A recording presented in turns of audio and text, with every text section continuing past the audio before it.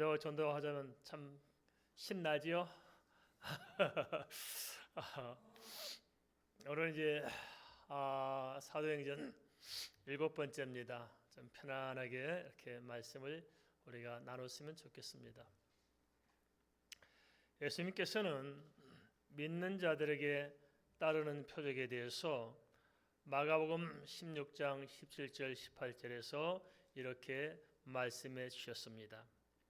믿는 자들에게는 이런 표적이 따르니 그들이 내 이름으로 귀신을 쫓아내며 새 방언을 말하며 뱀을 집어 올리며 무슨 독을 마실지라도 해를 받지 아니하며 병든 사람에게 손을 얹은즉 나으리라 하시더라.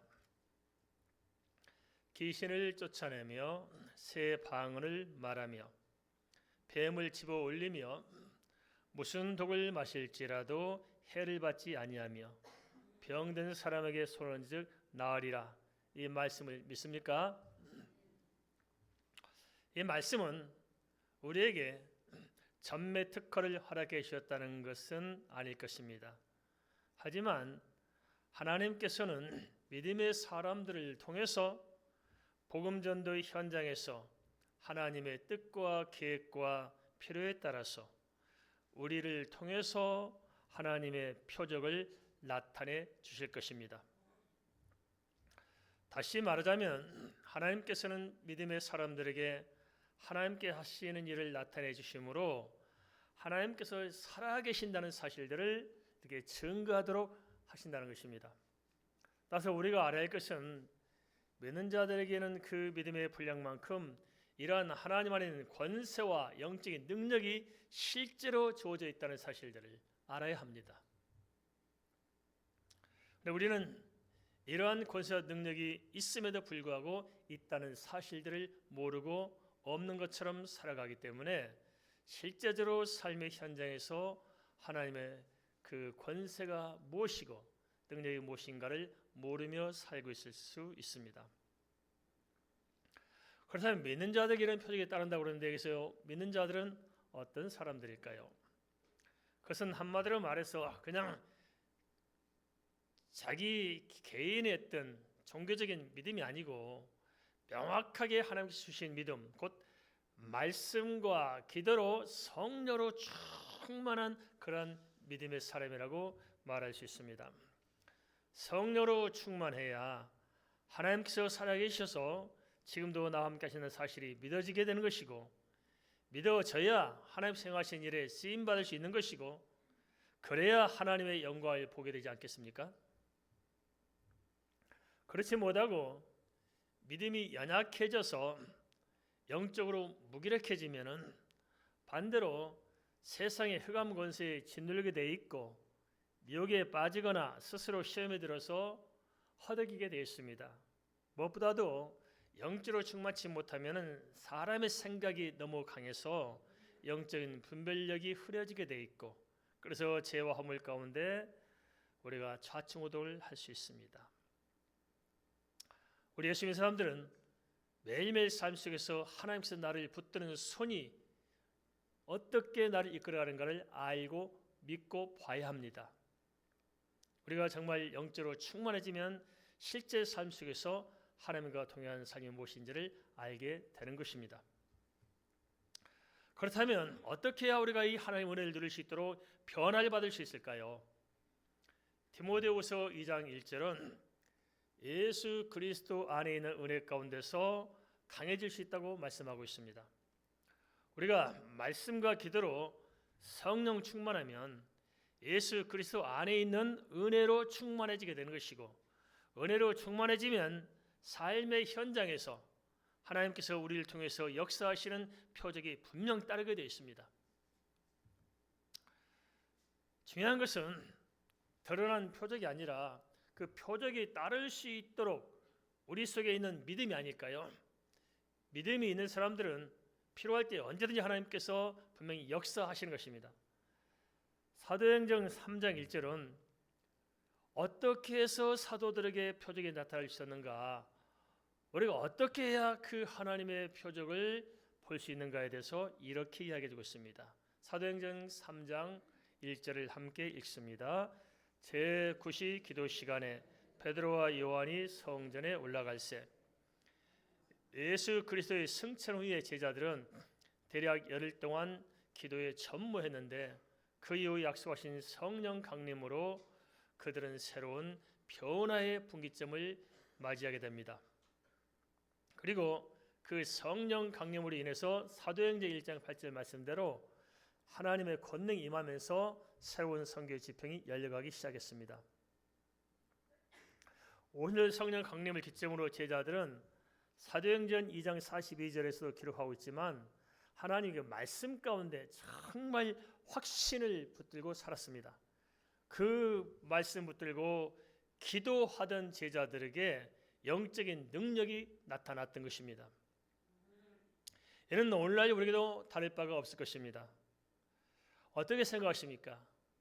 오늘날 이 시대에도 오순절 성령의 역사나 당시 초대교회 같은 그런 성령 역사가 있다고 믿습니까? 없다고 믿습니까? 근데 우리는 이 시대에 사는 사람은 대체로 없는 것으로 생각합니다. 그러나 그렇지 않습니다. 아무리 지식이 발전되고 아무리 의학이 발전되고 아무리 세상의 어떤 커뮤니케이션이 발전된다 할지라도 지금도 하나님의 역사는 똑같이 있습니다. 다만 우리가 세상에 바쁘게 쏘다니면서 기도를 놓치고 살고 하나님의 은혜를 제대로 갈망하지 못하기 때문에 우리가 없는 것처럼 생각할지 모르지만 아닙니다. 지금도 하나님의 능력과 기적과 역사는 똑같이 있을 수 있다는 것입니다. 그래서 우리가 말씀을 듣고 기도해서 성령 충만한 게 중요합니다. 그 기도의 깊이만큼 그리고 그 기도의 시간만큼 하나님의 권능이 따른다는 사실을 명심히 해야 됩니다.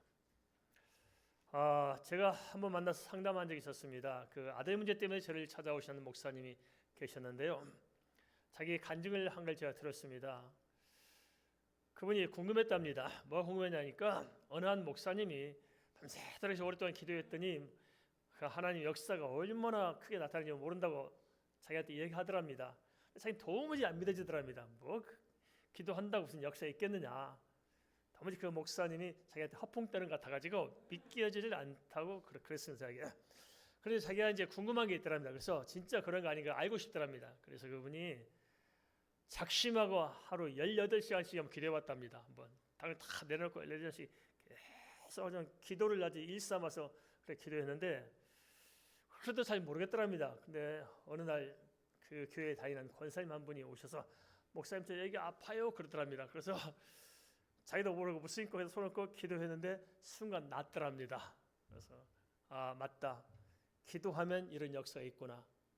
그것을 알게 됐다고 저한테 이렇게 간증한 것을 들었습니다. 지금도 기도하면은 하나님의 역사가 있습니다. 믿습니까? 기도 안 한 이유가 뭘까요? 기도해도 응답 안 될 줄 아니까 기도 안 한 거 아니겠어요? 그죠? 그럼 기도해서 응답받는다는 믿음이 커요? 기도해도 응답이 안 된다는 믿음이 커요?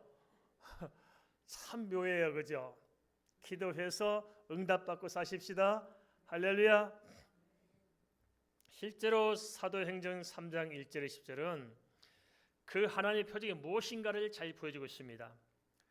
마가복음 9장 29절에서 이르시되 기도 외에 다른 것으로는 이런 종류가 나갈 수 없느니라고 분명히 말씀하셨습니다. 기도하면 우리의 자아가 깨뜨려집니다. 기도를 깊게 하다 보면 내 죄가 보이게 돼 있어요. 회개합니다. 그래서 변화를 받습니다. 기도하면서도 변화가 없다는 사람들은 기도를 제대로 못하는 거예요. 기도하면은 변화가 되게 돼 있습니다. 하나님 면죄 앞에 서기 때문에 내 죄가 보이고 회개하게 돼 있고 변화를 받습니다. 또 기도하면은 그래서 경건한 크리스찬으로서 우리가 다시 세워질 수 있고 기도하면은 영적인 깊은 세계를 보게 됩니다. 믿습니까? 기도하면은 정말 응답보다도 더 큰 감춰진 응답이 있습니다. 하나님의 비밀한 세계를 기도를 통해서 우리가 알게 되는 것입니다. 그리고 기도하면 영적인 분별력이 생깁니다. 선악간 분별을 못하는데 기도하면 아주 선명해지게 되어 있습니다. 그리고 기도하면 성령께서 은혜를 부어주셔서 믿음이 분명해지고 확신이 차 있습니다. 그리고 기도하면 반드시 응답의 역사가 있습니다. 믿습니까? 기도하면 응답이 있습니까? 없습니까? 나머지는요? 없다고 믿습니까? 참 대단한 믿음이세요. 기도하면 100% 응답이 있습니다. 믿습니까? 최종적으로 뭘 주세요? 기도하면 성령을 부어주십니다. 할렐루야. 그리고 기도하면 영적인 권세가 생기게 되어 있습니다. 한번 해보세요. 기도하면 나도 모르는 사이에 내 속에 뭔가 힘이 솟습니다. 그리고 기도하면 그래서 하나님의 권세와 능력이 무엇인지 알게 됩니다. 명확히 하나님의 말씀을 듣고 기도하면 성령이 역사하셔서 그 안에 어마어마한 것들이 있음을 알게 됩니다.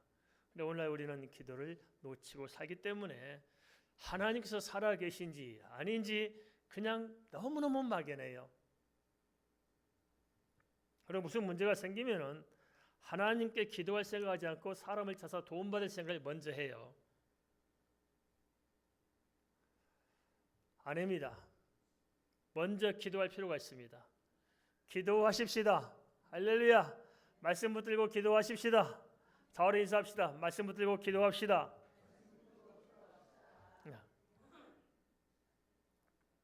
사도행전 3장 1절 20절은 바로 이러한 사례를 보여주고 있습니다. 유대의 제9시는 로마 시간으로 오후 3시인데 베드로와 요한은 함께 기도하러 가다가 성전 미문에서 구걸하던 한 사람을 만나게 됩니다. 평소에 눈에 띄지 않았는데 기도하고 하나님께 붙들리다 보니까 주께서 행하신 일들이 눈에 띄기 시작합니다. 하나님께서는 기도하는 베드로와 요한을 통해서 또한 하나님의 살아계심을 나타내시고자 역사하셨습니다. 사도행전 3장 2절에서 5절을 함께 확인해 보겠습니다. 사도행전 3장 2절 5절 같이 읽습니다. 나아면서 안전병이 된 자들을 사람들이 메고 오니 이는 성전에 들어가는 사람들에게 구걸하기 위하여 날마다 미문이라는 성전문에 두는 자라. 그가 베드로와 요한이 성전에 들어가려 함을 보고 구걸하거늘 베드로가 요한으로 더불어 주목하여 가로되 우리를 보라 하니 그가 저에게 무엇을 얻을까요? 바라보거늘. 그렇다면 하나님께서 사도행전 3장 1절에서 10절을 통해 말씀하고자 하는 바는 무엇일까요? 단순히 그 한 단편적인 사건을 우리에게 정보를 제공하자는 것일까요? 아니면 그 안에 뭔가 우리에게 하실 말씀을 지금 들려주기를 원하실까요? 우리가 말씀의 밑바탕에 깔려 있는 하나님의 메시지를 좀 살펴볼 필요가 있습니다. 그것을 정리하면 그렇습니다. 첫째, 성전 미문은 어떤 곳이냐 하는 것입니다. 헬라어 본문에는 호라이오스로 기록하고 있고 영어로는 The Beautiful Gate, 곧 아름다운 문이라고 이렇게 알려지고 있습니다. 성전이 얼마나 아름답게 꾸몄겠어요. 들어간 문을. 그래서 특별히 그래서 미문이라고 붙인 문이 있습니다. 그런데 여기서 잘 한번 생각해 봅시다. 성전은 참 아름답고 그 성전 미문은 너무너무 아름답게 꾸며져서 정말 아름다운 문이란 이름까지 가지고 있는데 정작으로 그 남에서 앉아있는 있는 사람들은 어떻게 해요? 그 성전 미문에서 뭐 하고 있습니까? 구걸이나 하고 앉아 있는 거예요.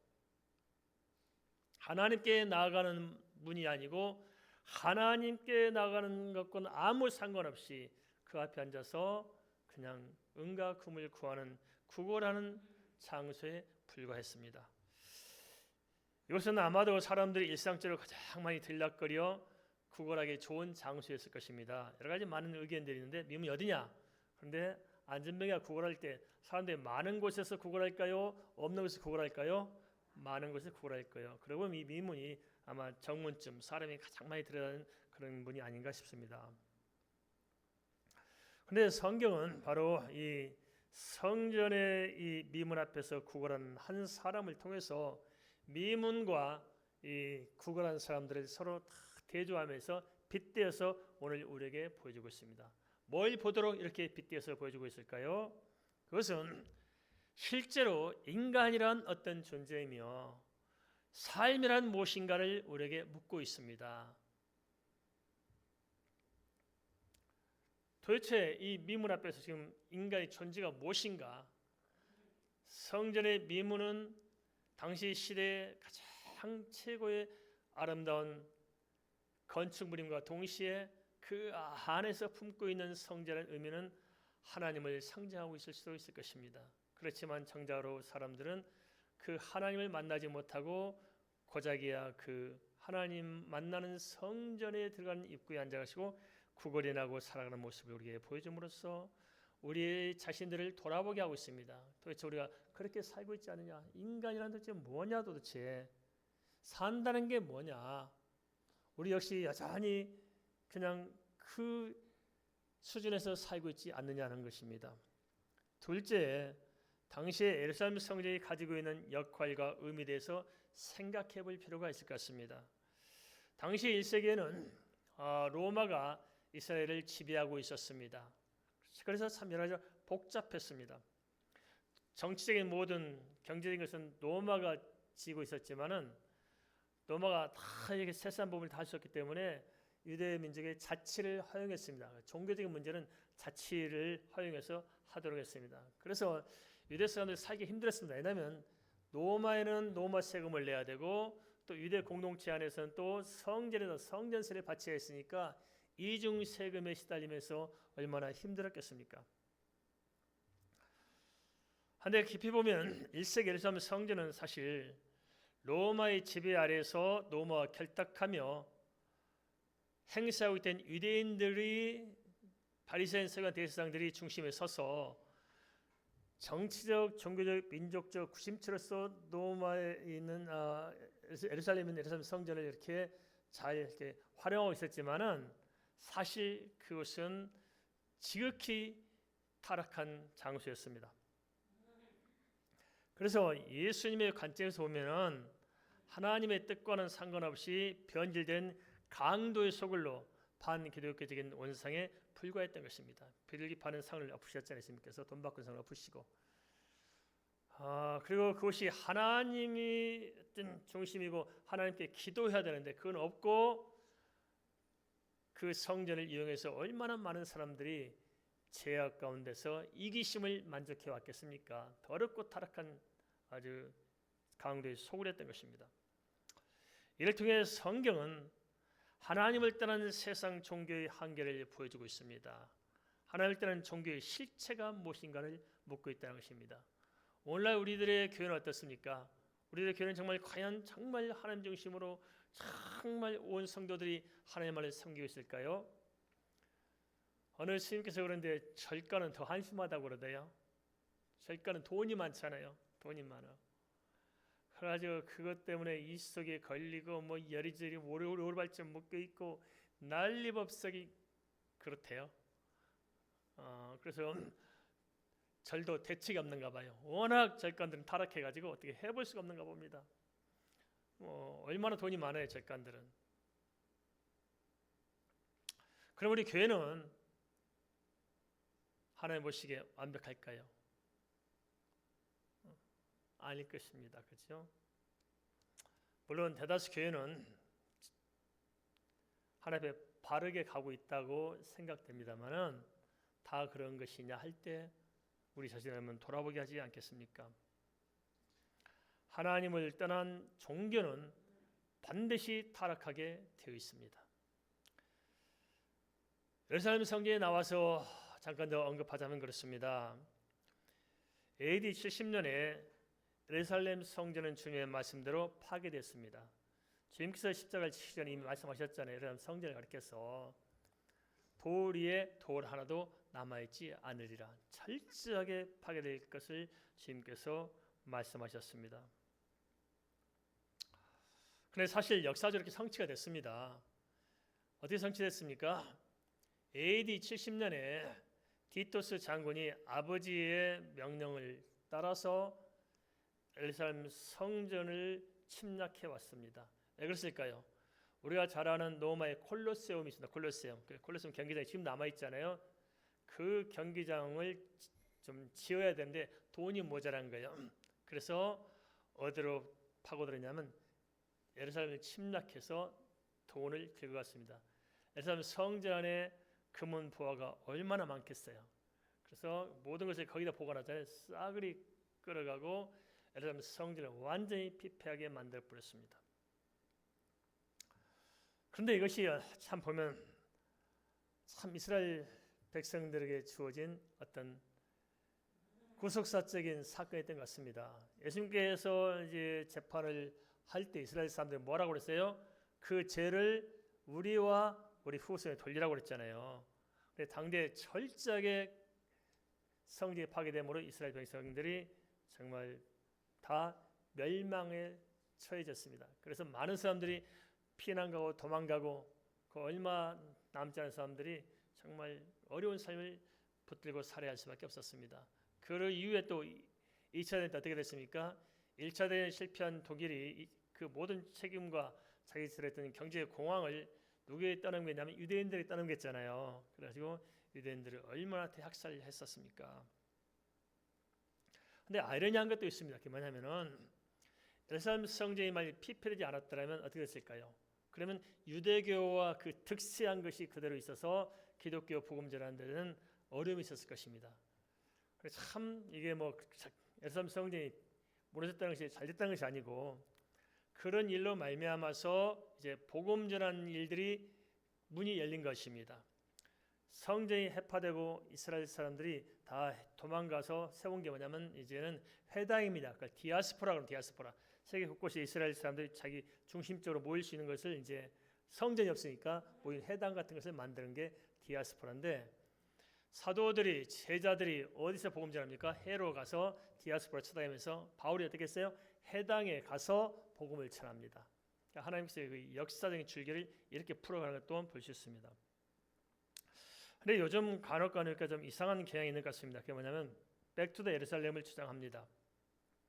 그게 뭐냐면 이스라엘의 복음이 돌아가서 성전을 세우면 예수님이 그리 재림하실 것이고 또 그리 돌아가면서 전도하겠다는 거 아니겠어요? 선교하겠다는 것인데 그래서 결국 이스라엘 성전이 세워지고 종말이 온다고 주장들 합니다. 그러나 그것은 성경과는 영 다릅니다. 그것은 세대주의자들이 주장하는 것이고 시오니즘의 딥페이크가 밑바탕에 깔려 있습니다. 왜냐? 잘 생각해 보세요. 우리가 가지고 있는 신앙과 유대교가 가지고 있는 신앙 그리고 예배가 같아요 틀려요? 다릅니다. 다시 예루살렘 성전을 회복해서 그것을 양잡고 소잡고 하는 것을 우리가 해야 됩니까? 하지 말아야 됩니까?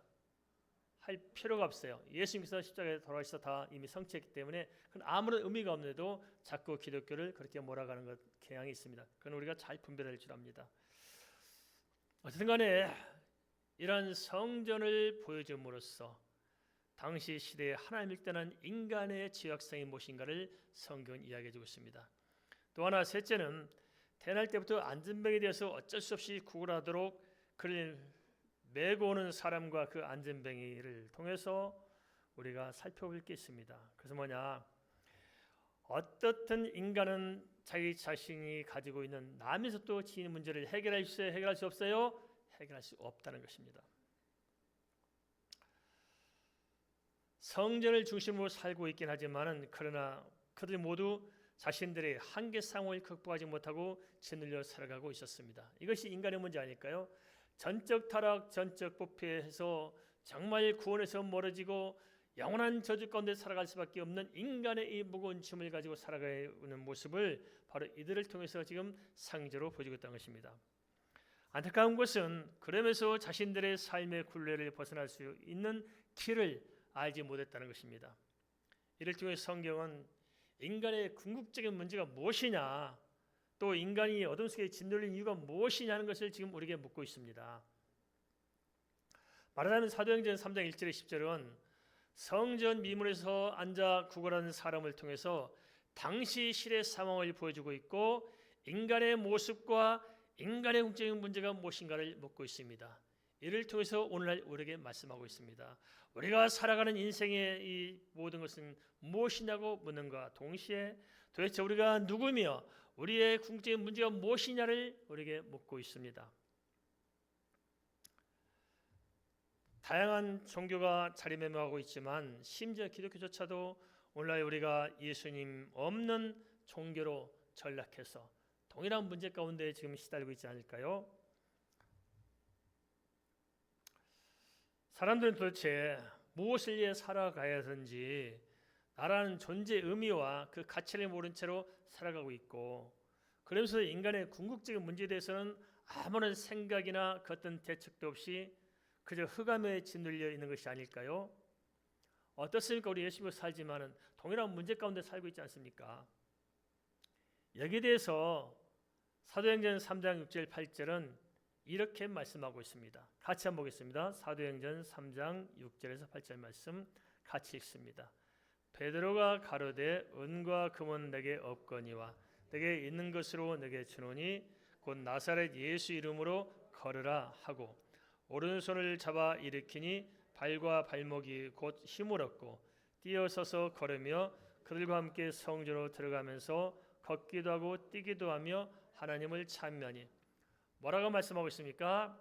나사렛 예수 그리스도의 이름으로 일어나 걸으라는 것입니다. 문제 해결할 수 있는 길이 성경에서 알려주고 있습니까? 알려주지 않고 있습니까? 알려주고 있어요. 성경은 명확한 대안을 우리에게 제시해주고 있다는 것입니다. 사도행전 3장 1절 10절은 그저 단순한 이적 사건을 이야기하고자 하는 것이 아니라 50년 성령 역사를 통해서 세워진 예루살렘 교회를 출발점으로 해서 사도행전 1장 8절 말씀에서 제시하는 바가 어떻게 성취된가 구체적인 역사적 정황을 우리에게 보여주고 있습니다. 곧 유대와 사마리아 땅까지 예수 그리스도의 복음이 구체적으로 어떻게 증거되어 있는가를 보여준 것이라 할 수 있습니다. 당시 그 사람들의 강팍한 마음을 뭘로 깨뜨려요? 하나님의 이적과 기적을 보여줌으로써 그들의 마음을 깨뜨리고 복음이 증거되도록 하신 것입니다. 그렇다면 사도행전 3장 6절에서 8절이 선포하는 대안은 무엇일까요? 우리도 오늘날 동일한 문제를 안고 있지 않습니까? 어떻습니까? 살아가면 살아갈수록 문제가 더 많습니까? 문제가 적습니까? 갈수록 우리는 많은 문제를 안고 살아가고 있습니다. 어려서는 내가 대학만 가면 문제가 해결될 줄 알아요. 그리고 장가 먹고 살면 장가만 가면 인생 행복할 줄 알아요. 장가하고 나니까 인생이 행복해요? 문제가 더 생겨요? 더 생겨요. 새끼 나면 행복할 줄 알고 새끼를 낳습니다. 문제가 더 생겼어요? 줄어들었어요? 그러면 손주 보고 다 새끼를 내보냈어요. 그러면 문제가 있어요 없어요? 문제가 더 많아. 이제 그때부터는 새끼들이 이놈처럼 쫓아다니면서 애기 봐주러 다녀야 되고 더 힘들어. 또 새끼들 사업보다 망하면은 또 더 골치가 아파. 갈수록 우리는 문제를 더 쌓아가고 살아가고 있습니다. 어떻게 숨쉬고 살아가요? 하나님께서는 그러면 우리가 이 세상 살 때 살도록 만들었을까요? 못 살도록 만들었을까요? 살도록 만들었어요. 못 살도록 만들었고 죽도록 고생하다가 간신히 턱걸이에서 선고하도록 그렇게 안 만들었다고요. 살만한 세상 살도록 만들었어요. 인간의 욕심 때문에 우리가 정말 힘든 거 아닐까요? 욕심만 부리지 않으면 전 세계 사람 다 배불리 먹고 잘 살 수 있어요. 욕심 때문에 그런 거지. 우리 한국도 식량이 남아 들어가잖아요. 미국도 식량이 남아 들어가요. 그래서 미국은 식량이 남아 들어가니까 쌀값 떨어질까 싶어서 갖다 태평양에 버리잖아요. 쌀값 떨어지면 안 되니까. 우리도 가끔 보면 배추가 남아 들어와서 그냥 그러잖아요. 그럼 어떻게 해요? 다 갈아엎잖아요. 어떤 사람은 배추 꼬다기도 없어가지고 굽고 있는데 갈아엎어요. 배추값 떨어질까 싶으니까. 하나님께서는 살만한 세상을 만들어 주셨어요. 첫째는 인간의 욕심의 문제고 또 하나는 하나님의 방법을 모르는 거예요. 하나님의 방법을 주셨어요. 이미 우리에게. 어떻게 해요? 믿음으로 살면 되게 되어 있습니다. 믿습니까? 믿음으로 살면 되게 돼 있어요. 그게 뭐냐? 그래서 믿음 가지고 뭐라 말씀하시냐? 예수 그리스도의 이름으로 일어나 걸으라는 것입니다. 할렐루야. 예수 이름으로 일어나 걸으면 되는 것입니다. 내 자신이 누군가 하는 이 인생의 의미의 가치의 문제의 고민도, 도대체 내가 어디서 와서 어디로 가는가 하는 이 인생의 본질적인 문제도, 또 이 시대의 복잡한 문제도, 개인의 문제나 가정의 문제나 새끼들의 문제나 사업자의 문제나 교회의 문제나 나라의 민족의 문제도 지금 문제가 뭐예요? 어디로 가야 할지 갈 바를 모르는 거 아닐까요? 도대체 갈 바를 몰라요. 국가도 애를 시끄럽으니까 도대체 대한민국이 정말 역사상 이래 제일 마음이 힘들어요. 그렇잖아요. 지금 힘든 시대를 살고 있잖아요. 지금 언제 이렇게 힘들었어요? 전쟁 때도 이렇게 힘들지 않았어요? 마음이 하나 돼가지고. IMF 때 우리가 금모기 해가지고 얼마나 멋있게 대한민국의 저력을 발휘했습니까? 지금은 뭐 어떻게 된 거예요? 뭐 4분 5일 돼가지고 뭐 이게 뭡니까 도대체? 마음이 너무 힘들어요. 왜 힘들까요? 갈 바를 모르는 거예요. 갈 바를 모르는 거예요. 방향성이 없고 비전이 없고 그런 거예요. 그냥 성전 미문에 앉아가지고 안전배들끼리 그냥 네 것 내 것 찾아가면서 서로 구걸하는 거 가지고 다투면 하고 있잖아요. 일어서서 걸을 생각을 못 하고 있다는 것입니다. 가정도 교회도 우리 자신들도 일어서서 걸어야 됩니다. 대안이 뭡니까? 예수 그리스도가 있습니다. 믿습니까? 예수 안에 길이 있다는 것입니다. 예수 안에 진리가 있고 예수 안에 생명이 있는 것입니다. 그럼 걷기 위해서 할 일이 무엇일까요? 우리가 뭘 할 수 있을까요? 안진뱅이 할 수 있는 일이 뭐가 있었을까요? 내 몸 하나 꼼짝할 수 없이 움직이지 못하는 사람이 뭘 어떻게 해요? 성경에 보면 그렇지 않습니까? 베드로와 요한이 지나갈 때 은과 금을 얻고자 해서 손을 내밀었어요. 쳐다보고 있었어요. 손 하나 내밀 수 있는 힘이 없는 거예요. 손 하나 내밀 수 있는 힘이. 그게 우리 문제 아닐까요? 까딱할 수 있는 게 뭐가 없어요. 도대체 이렇게 장설합식 하는데 너무 안 돼. 뭘 해볼 수가 없는 거예요.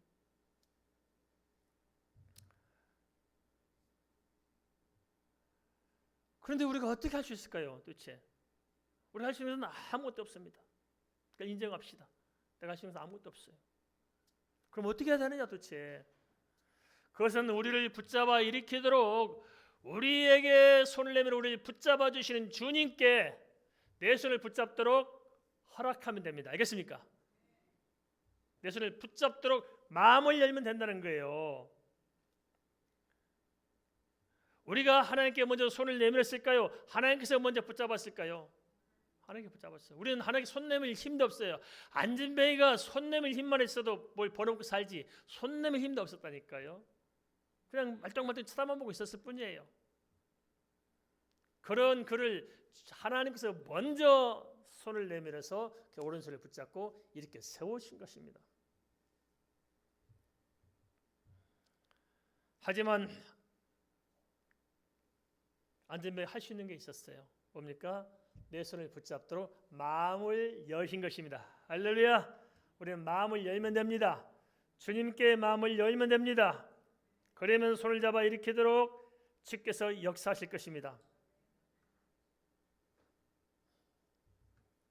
그 말은 무슨 말이냐? 그냥 주님께 다 맡기면 됩니다. 할렐루야. 맡긴 거예요. 마음을 열고 주여 손잡아 주시옵소서. 예수 이름으로 걷기 원합니다. 손잡아 주십시오. 나를 일으켜 세워주세요. 그냥 내 모든 짐을 다 맡기시기 바랍니다. 알겠습니까? 가정사, 새끼들 문제 하나님께 맡깁시다. 할렐루야. 맡깁시다. 직장 문제, 사업 문제 하나님께 맡깁시다. 맡기세요. 돈 문제 하나님께 맡기세요. 아시겠습니까? 그래도 돈은 못 맡기겠죠. 내가 틀어잡고 있어야지. 맡기세요. 맡깁시다. 지금까지 우리가 살아왔지만 걱정의심 없었어요? 다 있었잖아요. 그런데 살았어요? 안 살았어요? 살아 있습니다. 거지들이 굶어 죽는 게 아니라 너무 많이 먹어서 과식으로 탈나서 죽는데요. 암 걸린 사람이 암으로 죽는 경우가 없답니다.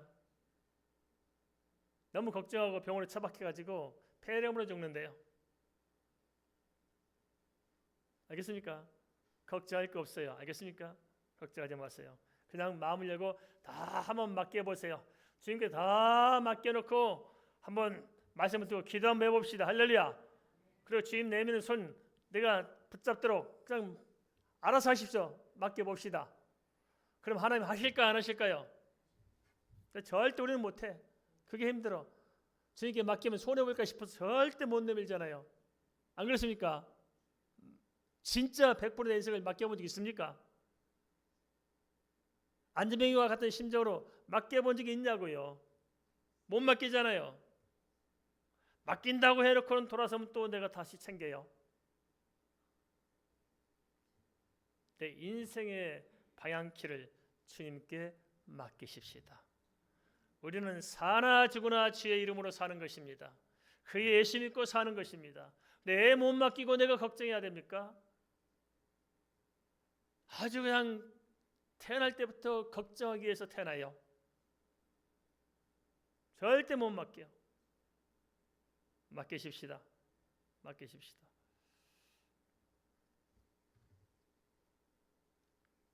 그러면 주님께 맡겼을 때 어떤 결과가 있었을까요? 성경은 발과 발목이 곧 힘을 얻고 뛰어서서 걸으며 사도들과 함께 성전으로 들어가면서 걷기도 하고 뛰기도 하며 하나님을 찬미했다고 기록하고 있습니다. 일어서서 제 발로 뛸 수 있게 됨으로써 더 이상 다른 사람들에게 신세지지 않아도 됐습니다. 아무리 내가 구걸을 많이 한다 하더라도 하루 구걸의 소득이 많아진다 하더라도 그 인생 자체가 바꿔질 수 있을까요? 안 됩니다. 평생토록 구걸하다가 구걸한 삶을 마감할 것입니다. 바뀌는 거 없어요. 똑같아요. 어떻게 해야 바뀔까요? 내 인생의 편안함 자체를 바뀌어야 됩니다. 앉아서 주저앉아가지고 그저 구걸을 많이 할까 조금 할까 그걸로 마음 상해하고 되면 좋고 안 되면 낙심하고 그런 것이 아니라 주께서 말씀하신 음성을 듣고 제 말씀을 들었고 일어나 걸으라는 주의 말씀을 듣고 내게 손 내미는 주님께서 내 손을 붙잡도록 내 마음을 열기만 하면은 우리의 인생의 패러다임이 바뀌는 것입니다. 그때 하나님의 역사가 시작되는 거예요. 이게 믿음으로 사는 것입니다. 그런데 우리는 못 맡겨요. 절대 못 맡기죠. 맡기십시다. 맡기세요. 조성환 집사님 맡기고 사세요. 맡기십시다. 할렐루야. 할렐루야. 저 집사님 그 믿음으로 살면 아마 가정 안에 기적이 나타날 수 있습니다. 할렐루야. 할렐루야. 다 맡기십시다. 참 사람이 똑똑하고 잘난 것 같지만은 너무 똑똑하고 잘나서 우리가 실패해요. 간혹 그렇습니다. 그렇죠? 어떻게든지 내가 잔물이 있어서 해보려고 합니다. 그러니까 소갈머리 빠지고 앞머리 빠지고 뒷머리 빠지고 머리 빠진 사람들 회개하시고 맡기십시다. 우리는 머리로 사는 게 아니에요. 예수님의 사람들은 뭐로 살아요? 믿음으로 사는 것입니다. 무릎으로 사는 것입니다. 그러면 역사가 일어나요. 우리가 무슨 재주로 내 인생을 바꿀 수 있겠어요? 우리가 무슨 수로 내 새끼들을 바꿀 수 있겠냐고요? 우리가 무슨 수로 내가 이 세상을 바꿀 수 있겠냐고요? 내 자신도 하나님의 은혜가 필요하고 우리 가정도 우리 자녀들에게도 하나님의 은혜가 필요하고 이 나라도 하나님의 은혜가 필요하고 우리 교회도 하나님의 은혜가 필요합니다. 은혜가 필요해요. 주께서 은혜를 부어주셔야 길이 열리게 되었습니다. 이렇게 말씀드리면 우리가 뭐라도 해야 되는 것처럼 생각해요. 해야 되는 게 아닙니다. 주님께서는 그런 우리의 행위를 요구하지 않습니다. 뭘 요구해요? 마음을 열란 겁니다. 마음을 열란 것은. 마음을 열고 주님을 받아들이면 됩니다. 믿으세요. 이렇게 말씀드리고 다음에 믿으려고 또 작정을 해요. 지금 믿으세요. 이 시간 예배 시간에 지금 이 시간에 믿고 인생을 좀 바꿔내십시다. 할렐루야. 오늘 믿는 사람들은 그 믿음대로 될 것입니다. 하나님께서 역사하실 것입니다. 하나님께서 나를 바꿔줄 걸 믿으십시오. 내 가정을 바꿔줄 걸 믿으십시오. 자녀들을 바꿔줄 걸 믿으십시오. 내 사업장을 바꿔줄 걸 믿으십시오. 우리 교회를 바꿔줄 걸 믿으십시오. 이 나라의 민족을 바꿔줄 걸 믿으십시오. 믿음으로 우리가 한번 일어서십시다. 주님께서 하실 것입니다.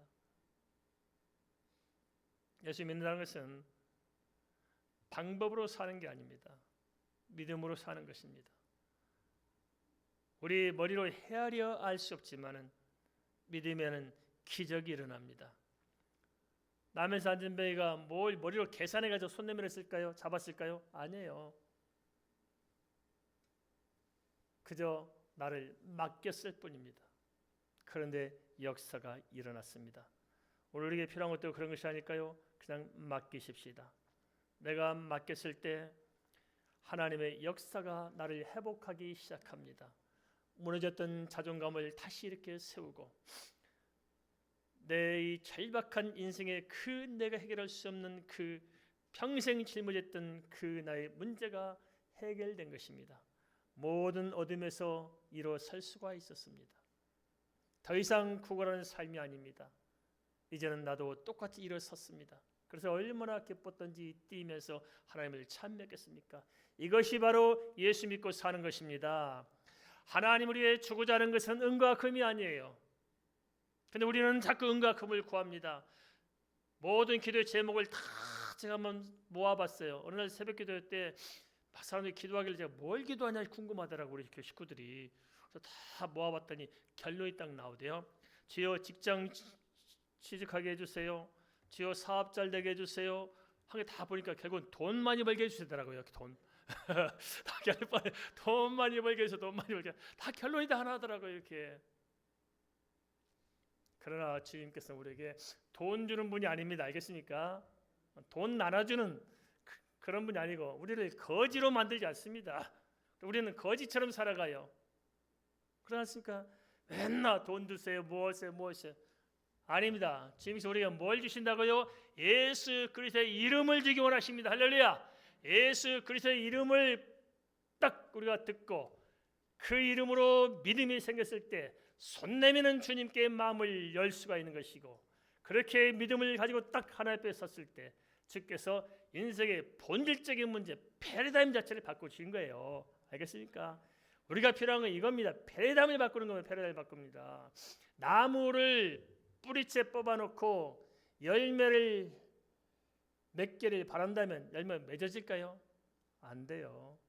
우리는 그렇게 살아가요. 왜 열매가 빨리 안 맺느냐? 아닙니다. 나무를 심는 것이 중요합니다. 땅에 심으면 철을 따라 열매를 맺게 되어 있습니다. 어떻습니까? 우리 가만히 한번 생각해 보세요. 지나온 인생을 한번 생각해 보세요. 우리 어떻게 살아왔습니까? 내 방법과 내 연구를 통해서 내가 뭐 해서 살아왔습니까? 아니잖아요. 다 하나님의 은혜입니다. 알겠습니까? 원래 하나님은 인간을 창조하시고 하나님은 은혜 가운데 살게 하셨다고요. 하나님 은혜로. 우주 만물도 보세요. 하나님 은혜로 우리가 살도록 환경을 조성해 놓으셨어요. 모든 먹고 살 것도 하나님 은혜로 다 준비되어 있습니다. 인간이 노력한 게 뭐 얼마나 돼요? 우리는 다 하나님 은혜 가운데 살게 됐어요. 우리가 옷을 하나 입어도 그렇지 않습니까? 뭐 비싸다 싸다 하지만은 우리가 옷 한 벌 직접 만들어서 입어보려고 생각하세요. 돼요 안 돼요? 안 돼요. 쌀값이 비싸니 뭐니 해도 우리가 농사짓어서 먹고 살려고 생각해 보세요. 돼요 안 돼요? 안 돼. 하나님께서 만들어 놓은 사회, 하나님께서 만들어 놓은 이 자연, 하나님께서 만들어 놓은 모든 걸 통해서 우리가 은혜로 살도록 만들어 주셨습니다. 그리고 하나님께서 요구하는 건 딱 한 가지만 요구해요. 뭘 요구해요? 믿으라는 거예요. 믿으라. 어려워 쉬워요? 쉬워요? 어려워요? 쉬우니까 너무 쉬우니까 너무 어렵네. 안 그래요? 너무 쉬우니까 너무 어려워. 그래서 제가 봐도 그렇습니다. 교회 문제가 다른 거 아니에요. 이렇게 쉬운데 안 믿는 게 문제예요. 절대 안 믿어. 혹시 믿었다가는 망할까 싶으니까 절대 안 믿어. 안 그렇습니까? 믿으면 안 망해요. 믿습니까? 믿으면은 본질적인 것이 바뀌는 거예요.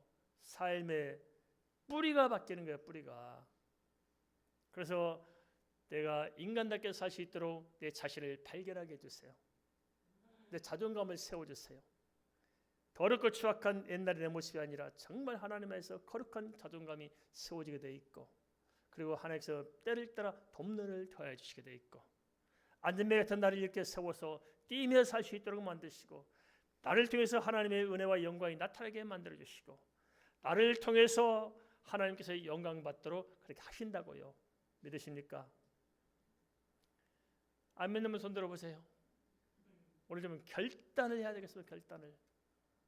사생결단을 제가 하고 예배를 끝내야지 미지근미지근이 되겠습니까? 오늘 다 믿으십시다. 할렐루야. 믿음으로 한번 사십시다. 주님께서 내 손을 잡고 있습니다. 그것을 믿고 믿음으로 일어섭시다. 알겠습니까? 함께 잠깐 기도하겠습니다.